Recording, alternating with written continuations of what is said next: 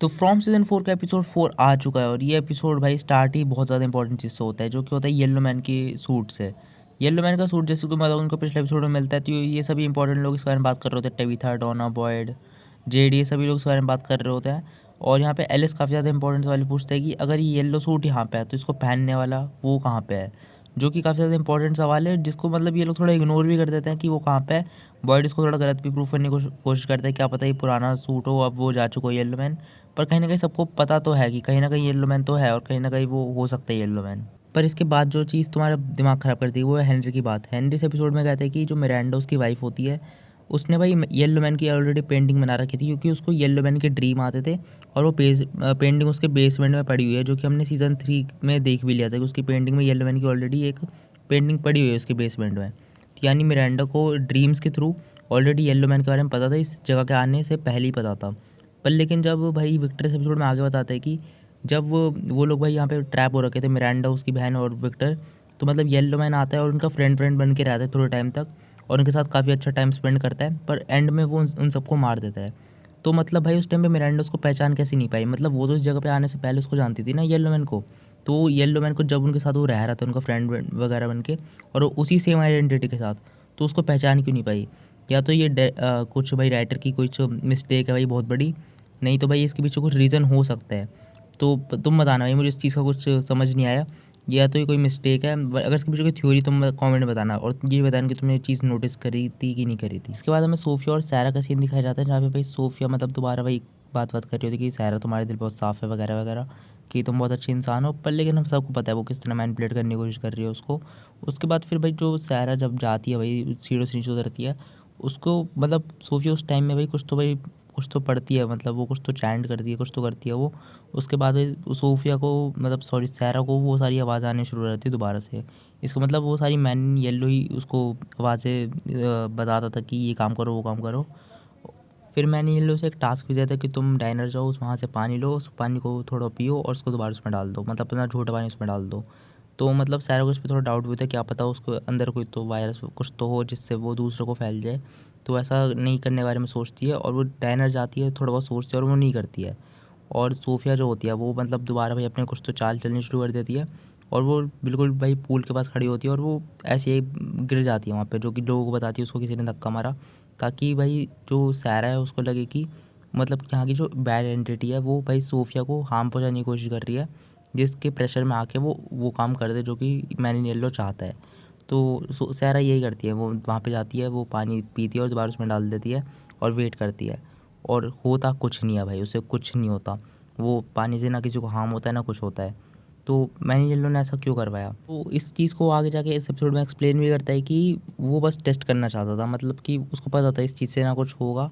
वो बस टेस्ट करना चाहता कि सैरा अभी भी उसकी बात मानती है कि नहीं मानती है, कि मतलब अभी वो कुछ सैरा को गलत काम करने के लिए गया, क्या वो उसके प्रेशर में आके वो गलत काम करेगी कि नहीं करेगी। तो डेफिनेटली सोफिया इस चीज़ का आगे जाके फ़ायदा बहुत ज़्यादा उठाने वाली है। इसके बाद फातिमा का भी इस एपिसोड में रिवील होता है कि वो क्या बनाना चाहती है उस मिट्टी वगैरह से, जो कि भाई वो बना रही है एक गोलेम। अब गोलेम क्या होता है मैं तुम्हें शॉर्ट में एक्सप्लेन कर देता हूँ। गोलेम मतलब एक मिट्टी क्ले की एक चीज़ कह लो, जो कि लोगों को प्रोटेक्ट करती है, ऐसी मतलब माइथोलॉजी मान्यता है, जो कि तुम जो भी कह लो। तो हाँ, वो यही बना रही है। अब ये काम नहीं करता वो तो खैर अलग बात है, ये नॉर्मल ऐसी वो बना रही है। पर अगर ये काम करता है और ये कोई चलने फिरने वाला इंसान बन गया, मतलब कोई मॉन्स्टर बन गया चलने फिरने वाला, तो भाई ये या ये गुड एंटिटी होगा या एविल होगा, मतलब ये अच्छी साइड जाएगा बुरी साइड जाएगा। जो कि मैं सोच रहा हूँ कि अगर ये नहीं काम कर रहा तो खैर वो तो अलग बात है, पर अगर ये काम कर गया तो ये किस साइड जाएगा? या तो फातिमा इसको भाई एक पॉजिटिव पॉइंट बना दी अपने साइड के लिए, जो कि इनको प्रोटेक्ट करेगा उन मॉन्स्टर से। पर अगर ये भाई बुरा बना तो फिर भाई ये और भी ज़्यादा ख़तरनाक हो सकता है। तो मतलब मैं काफ़ी ज़्यादा क्यूरियस हूँ भाई कि आगे जाके क्या होगा, ये मॉन्स्टर क्या करता है, कि ये मॉन्स्टर सही में काम भी करता है या इनको प्रोटेक्ट वगैरह कुछ करता है कि नहीं। इसके बाद जूली और रेंडाल का सीन आता है, जो कि वो क्रोमियन नॉवेल्स वाली बुक से डिस्कवर करता है एक नई चीज़, जो कि था बुक मार्क। और जो कि बुक मार्क जूली बोलती है अगर वो बुक मार्क को किसी जगह पे छोड़ देगी तो उस वाली स्टोरी में वो ट्रैवल कर सकती है। और इस चीज़ को ट्राई भी करने जाते हैं, पर लेकिन जब वो ट्राई करने जाती है तो वो भाई ट्रैवल होती है 1978 में, जहाँ पे येलो मैन ने सबको मार दिया था और वहाँ भी येलो मैन सभी की डेड बॉडी खा रहा होता है। और जैसे ही भाई जूली उसको देखती है वो काफ़ी ज़्यादा डर जाती है ऑब्वियसली वो, और यहाँ पे येलो मैन उसको उस वक्त देख लेता है और यहाँ पे येलो मैन के रिएक्शन से लगता है कि येलो मैन जूली को अब पहली बार मिल रहा है। और येलो मैन उसके ऊपर अटैक भी करने जाता है, मतलब कि वो अब तक जूली को नहीं जानता था, वो उससे पहली बार मिलता है और वो उसको एक्सपेक्ट भी नहीं कर रहा था यहाँ पे कि यहाँ पे जूली आ भी सकती है, ऐसा कुछ हो भी सकता है। तो मेरे ख्याल से उसके बाद ये डिस्कवर करेगा कि इस जगह पे स्टोरी वॉकिंग कह लो नाम की कोई चीज़ भी हो सकती है। तो हो सकता है अभी तक येलो मैन को भी स्टोरी वॉक के बारे में पता ना हो 1978 तक, पर अब उसके बाद उसको स्टोरी वॉक का पता चलेगा। पर खैर इसके बाद येलो मैन जूली को मार तो नहीं पाता क्योंकि रेंडालो से सही टाइम पे बचा लेता है, पर लेकिन वो बुक मार्क वहाँ पे छोड़ के तो आ जाती है, पर उसका बुक मार्क काम ही नहीं करता, मतलब ये चीज़ उसकी फेल हो जाती है। फिर इसके बाद ईथन दोबारा भी लेक ऑफ टीयर्स को ढूंढने जाने वाला होता है, पहले इस बार टबिता उससे बोलती है कि वो भी उसके साथ चलेगी, जो कहीं ना कहीं वो इसलिए भी कर रही है कि ताकि भाई जो ईथन है उसको अकेले ढूंढने न चल जाए। और वो थोड़ा बहुत तो खुद भी इस बात पे क्या पता बिलीव करती हो, क्योंकि इस जगह पे कुछ भी हो सकता हो, क्या पता वो भी खुद भी इस बात पे थोड़ा बहुत बिलीव करती हो।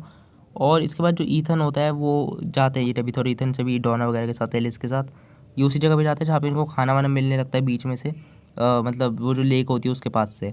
तो वहाँ पे ये लोग जाते हैं, वहाँ पे से इनको एक कुछ तो मिलता है जो कि नेट में कुछ तो बंदा सा होता है। और कहीं ना कहीं मैंने दोबारा ट्रेलर देखा इसका, दोबारा फ्रॉम का जो सबसे पहले आया था, तो उसमें वो चीज़ दिखा रखी है, वो भाई एक स्केयर क्रो हो सकता है जहाँ तक मुझे लगता है, क्योंकि उसके ऊपर भी ऐसा ही सेम एक नेट होता है जो कि तुम देख सकते हो। तो हो सकता है वो स्केयर क्रो हो। तो खैर वैसे कंफर्म नहीं कि वो स्केयर क्रो हो, वो कुछ और भी हो सकता है, कुछ मरे हुए लोगों की बॉडी हो सकती है, कुछ भी हो सकता है। पर लेकिन अगर वो स्केयर क्रो है, अगर वो स्केयर क्रो होगा तो तुम्हें पता होगा ट्रेलर में हमें एक सीन दिखाया गया है जहाँ पे एक स्केयर क्रो भाई इनके घर पे अटैक कर रहा है, और ये उसी घर में इस वाले एपिसोड 5 में उसी घर में रुकने वाले हैं। वो जो लेक के पास वो कुछ घर से बने हुए हैं उसी घर में रुकने वाले हैं, और स्केयर क्रो उसी घर को तोड़ देता है और डॉना सब लोग वहीं पे भी बैठे होते हैं। और कहीं ना कहीं डॉना भाई इस एपिसोड में कहीं ना कहीं ऐसी कुछ बातें भी करती है जिस वजह से लगता है कि डॉन अगले एपिसोड में मर सकती है, और यही बातें करती है कि अगर कुछ हुआ तो वही सबसे पहले सेक्रीफाइस देगी। तो मुझे लगता है कि डॉन अगले एपिसोड में मर सकती है क्योंकि स्केयर क्रो भाई अटैक करने वाले हैं। अब ये नहीं पता भाई स्केयर क्रो अगले कुछ नए मॉन्स्टर्स है या ये अच्छी साइड भी हो सकता है। पर हाँ ये इनको स्केयर क्रो मिले हैं, अगर इनको स्केयर क्रो मिले उस नेट में तो स्केयर क्रो मेरे ख्याल से इनके ऊपर अटैक करने वाले, और हो सकता है किसी में इनमें से किसी एक को मार भी दें। ईथन को इस एपिसोड में एक बर्ड में मिलती है जिसको वो कहता है कि कोई हिंट हो सकता है लेक ऑफ टीयर्स का, जिसके पता नहीं पीछे पता नहीं क्या ही मिस्ट्री है, जो कि पिछले एपिसोड में हमने कुछ ऐसा सोचा था कि पिछले एपिसोड में हमें क्रो देखने को मिलते, हमने सोचा कि ये भी कोई हिंट हो सकता है। पर लेकिन अब देखते हैं बाकी आगे क्या होता है। तुम बताना अपनी थ्योरीज एपिसोड के बारे में। बाकी हाँ वीडियो पसंद है तो लाइक कर देना, सब्सक्राइब कर देना, शेयर कर देना वीडियो को। मैं लोग अगली वीडियो में, जब तक के लिए बाय बाय।